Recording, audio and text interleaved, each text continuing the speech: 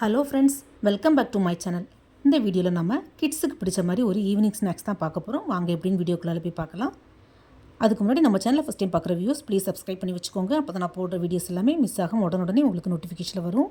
இன்னும் நிறைய views subscribe பண்ணாமலே பார்த்துட்ருக்குறீங்க. ஸோ ப்ளீஸ் சப்ஸ்கிரைப் பண்ணிவிட்டு பாருங்கள். நான் இந்த ஸ்நாக்ஸ் பண்ணுறதுக்கு ஒரு சின்ன பவுலுக்கு அரை பவுல் கோதுமை மாவும் அரை பவுல் மைதா மாவும் எடுத்துருக்கிறேன். ரெண்டுமே ஈக்குவல் குவான்டிட்டி தான் எடுத்துருக்கிறேன். ரெண்டு மாவும் மிக்ஸ் பண்ணாமல் தனி கோதுமை மாவுலையும் செய்யலாம், தனி மைதா மாவுலையும் செய்யலாம். இப்போ இந்த கோதுமை மாவையும் மைதா மாவையும் ஒரு மிக்சிங் பவுலில் சேர்த்துக்கலாம். கூடவே தேவையான அளவு உப்பு, கொஞ்சமாக ஓமம், இதை நல்லா கசக்கி சேர்த்துக்கலாம். இது டைஜஷனுக்கும் நல்லது, ஸ்மெல்லும் நல்லாயிருக்கும். அப்புறம் கொஞ்சமாக கருப்பு எள்ளு, அதையும் சேர்த்துக்கலாம். நான் இதில் சீரகம் சேர்க்கலை, உங்களுக்கு தேவைப்பட்டால் நீங்கள் சீரகம் கூட சேர்த்துக்கலாம். அப்புறம் காரத்துக்கு கொஞ்சமாக சில்லி ஃப்ளேக்ஸ், அது கூடவே கொஞ்சமாக நெய்க்கு பதிலாக நீங்கள் எண்ணெயும் கூட சேர்க்கலாம். நெய் சேர்த்து பண்ணும்போது இந்த ஸ்நாக்ஸ் நல்லா கிறிஸ்பியாகவும் கிடைக்கும், நல்ல ஒரு ஃப்ளேவரும் இருக்கும். ஃப்ரெண்ட்ஸ், நான் இது எல்லாமே இந்த மாவுக்கு தேவையான அளவு தான் சேர்த்துருக்குறேன். நீங்கள் உங்கள் தேவைக்கு தக்கன, அதாவது மாவு எவ்வளோ எடுத்துருக்குறீங்களோ அந்த அளவுக்கு கூடுதலாக குறைவாக சேர்த்துக்கோங்க.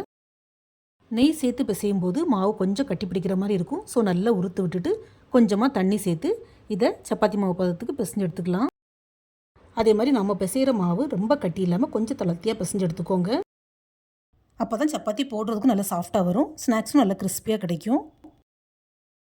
பிசைஞ்ச மாவை ஒரு லிட்டு போட்டு அப்படியே 10 to 15 மினிட்ஸ் ரெஸ்ட்டில் வச்சிடலாம். இப்போ 15 மினிட்ஸ்க்கு மேலே ஆகிட்டு லிட்டை ஓப்பன் பண்ணிவிட்டு மாவை கூட கொஞ்சம் நல்லா அடித்து விட்டுக்கோங்க. நம்ம எந்த அளவுக்கு அடித்து பிசைகிறோமோ அந்த அளவுக்கு ஸ்நாக்ஸ் நல்லா சாஃப்டாகவும் பொங்கியும் வரும். இப்போ இதை சப்பாத்தி மாதிரி தேய்ச்சி எடுக்கணும். எவ்வளோ பெருசாக, அதாவது ரொம்ப தின்னாக போட முடியுமோ அந்தளவுக்கு தின்னாக போட்டு எடுத்துக்கணும். நான் பிசைஞ்ச மாவு எனக்கு ஒரு 3 சப்பாத்திக்கு வந்திருக்குது. ஃப்ரெண்ட்ஸ், நம்ம இந்த மாவில் எள்ளு ஓமம் சேர்த்து பண்ணியிருக்கிறோம். ஸோ சப்பாத்தி தேய்க்கும் போது ரொம்ப அழுத்தி தேய்க்கக்கூடாது, தேய்ச்சா நமக்கு சப்பாத்தி பிஞ்சு போகும். ஸோ சப்பாத்தியை கொஞ்சம் பொறுமையாகவே தேய்ச்சி எடுத்துக்கோங்க.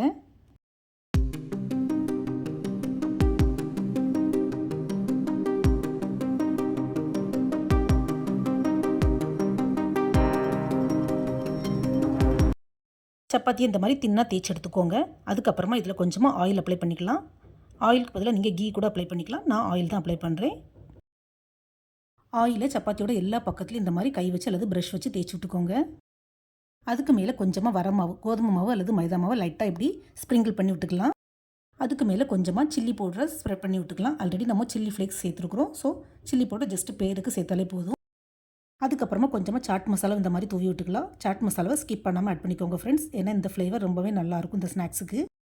இந்த சாட் மசாலாவுக்கு பதிலாக நீங்கள் ஆம்ச்சூர் பவுடர் கூட யூஸ் பண்ணிக்கலாம். ஆனால் சிலவங்களுக்கு இந்த டேங்கி ஃப்ளேவர் பிடிக்காது, ஸோ ஸ்கிப் பண்ணிக்கலாம். கடைசியாக கொஞ்சம் ட்ரை கஸ்தூரி மேத்தி இந்த மாதிரி நல்லா க்ரஷ் பண்ணி, அதாவது பவுடர் பண்ணி சேர்த்துக்கோங்க. இந்த கஸ்தூரி மேத்திக்கு பதிலாக நீங்கள் மல்லித்தலை கூட சேர்த்துக்கலாம். ஆனால் மல்லித்தலையை எவ்வளோ பொடியாக கட் பண்ணி சேர்க்க முடியுமோ அந்தளவுக்கு கட் பண்ணி சேர்த்துக்கோங்க. இப்போ எல்லா மசாலாவும் ஆட் பண்ணதுக்கப்புறமா சப்பாத்தி இந்த மாதிரி ஃபோல்ட் பண்ணி விடணும். நான் எந்த டைரெக்ஷனில் பண்ணுறோம் அதே மாதிரி ஒரே டைரெக்ஷன்லேயே ஃபோல்ட் பண்ணி விட்டுக்கோங்க. இந்த மாதிரி ஃபோல்ட் பண்ணி பண்ணும்போது நமக்கு ஸ்நாக்ஸ் நல்ல லேயராக கிடைக்கும். பட் கொஞ்சம் கனமாக இருக்க மாதிரி இருக்கும். அதுக்கு என்ன பண்ணலான்னா, இந்த மாதிரி ஃபோல்ட் பண்ணி முடிச்சதுக்கப்புறமா லைட்டாக சப்பாத்தி கட்டி வச்சு லேசாக அழுத்தி விட்டுக்கோங்க. நல்லா இருத்தி தேய்க்க வேண்டாம். நல்லா இருத்தி நம்ம அழுத்தி தேய்ச்சிட்டோன்னா லேயராக வராது. அதுக்கப்புறமா ஒரு கத்தி வச்சு இந்த மாதிரி நீளமாக சின்ன சின்ன பீஸாக கட் பண்ணி எடுத்துக்கணும்.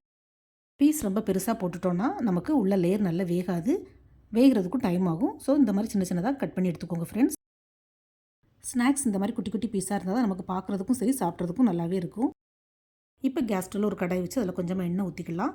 எண்ணெய் சூடானதும் இதை கொஞ்சம் கொஞ்சமாக போட்டு நம்ம ஆயிலில் ஃப்ரை பண்ணி எடுத்துக்கலாம். இந்த ஸ்நாக்ஸ் ஃப்ரை பண்ணும்போது ஒன்றோட ஒன்று கொஞ்சம் கூட ஒட்டவே செய்யாது. ஸோ கொஞ்சம் ஜாஸ்தியாகவே போட்டு ஃப்ரை பண்ணி எடுத்துக்கலாம். ஒரு சைடு நல்லா வெந்ததுக்கு அப்புறமா எல்லா சைடும் திருப்பி விட்டு நல்லா பொரிச்சு எடுத்துக்கணும். ஃப்ரெண்ட்ஸ், நம்ம மைதா மாவும் கோதுமை மாவும் சேர்த்து பண்ணியிருக்கிறதுனால கலர் கொஞ்சம் டிம்மாக தான் இருக்கும். ஆனால் தனி மைதா மாவு போட்டு பண்ணுறதா இருந்தால் நல்லா ஒயிட்டாக வரும். அதே மாதிரி தனி கோதுமை மாவு போட்டு பண்ணுறதா இருந்தால் கொஞ்சம் இன்னும் ப்ரௌனாக தான் வரும். ஸோ உங்களுக்கு எப்படி வேணுமோ அந்த மாதிரி மாவை மிக்ஸ் பண்ணி பண்ணிக்கோங்க. ஆனால் கோதுமை மாவில் பண்ணினா உடம்புக்கு ஹெல்த்தி, மைதா மாவில் பண்ணால் டேஸ்டி. ஸோ சாய்ஸ் நம்ம கையில் தான் இருக்குது. இதே மாதிரி எல்லாத்தையும் எண்ணெயில் பொரிச்சு எடுத்துக்கலாம். இந்த ஸ்நாக்ஸ் சுத்தமாக எண்ணெய் குடிக்கவே இல்லை. அதே மாதிரி பண்ணுறது ரொம்பவே ஈஸி. வெறும் 3 சப்பாத்தியில் எனக்கு ஒரு தட்டு நிறைய ஸ்நாக்ஸ் கிடச்சிருக்குது. ஸோ இந்த வீடியோவை பார்த்ததோடு விடாமல் நீங்களும் வீட்டில் கண்டிப்பாக ட்ரை பண்ணி பாருங்கள் ஃப்ரெண்ட்ஸ். கிட்ஸுக்கு ரொம்பவே பிடிக்கும். அதே மாதிரி அவங்களுக்கு ஷார்ட் பிரேக் கூட நீங்கள் இதை ட்ரை பண்ணலாம். ஃப்ரெண்ட்ஸ், நான் இப்போவும் சொல்கிற மாதிரி ஃபஸ்ட்டு பண்ணும்போது கொஞ்சமாக போட்டு பண்ணி பாருங்கள். உங்களுக்கு நல்லா வந்தது, கிட்ஸுக்கு பிடிச்சிருந்தா மட்டும் ஜாஸ்தியாக போட்டு பண்ணிக்கோங்க. இது என்னோட ஒரு சின்ன அட்வைஸு. ஃப்ரெண்ட்ஸ், நான் இதே மாதிரி வேறையும் நிறைய இன்ட்ரெஸ்டான யூனிக்கான ரெசிபிஸ் அண்ட் ஸ்நாக்ஸ் செஞ்சு அப்லோட் பண்ணியிருக்கிறேன். என்னுடைய சேனலில் போய் செக் பண்ணிக்கோங்க. ஸ்நாக்ஸ் நல்லா சூப்பர் கிறிஸ்பியாக கிடச்சிருக்குது. இந்த வீடியோ பிடிச்சிருந்தா மறக்காமல் SRV கலக்கல்சல் லைக், ஷேர் அண்ட் சப்ஸ்கிரைப் பண்ணுங்கள். தேங்க்ஸ் ஃபார் வாட்சிங். See you soon in the next video. Bye.